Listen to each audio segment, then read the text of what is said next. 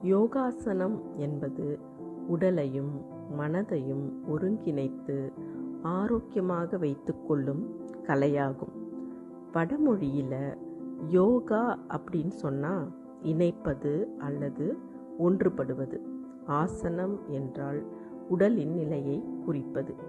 யோகா உடற்பயிற்சி, மூச்சு பயிற்சி, தியானம் இந்த மூன்றையும் ஒருங்கிணைத்து ஆரோக்கியமான மன அமைதியான வாழ்க்கைக்கு வழிவகை செய்கிறது.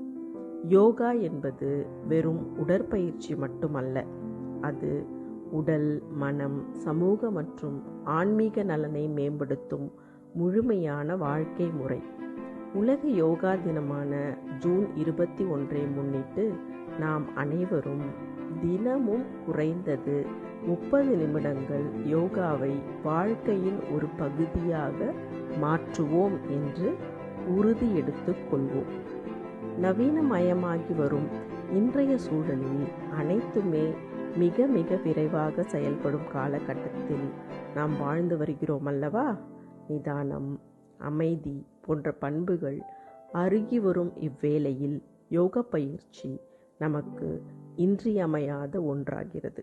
இப்போ யோகாவை பற்றி பொதுவாக பார்த்தோம். யோகாவின் மருத்துவ பயன்கள் சிலவற்றை பார்க்கலாமா? யோகா உயர் இரத்த அழுத்தத்தை குறைக்கிறது. பால்பிட்டேஷன் எனப்படும் இதய துடிப்பு மாறுபாட்டை திறம்பட கையாள உதவுகிறது.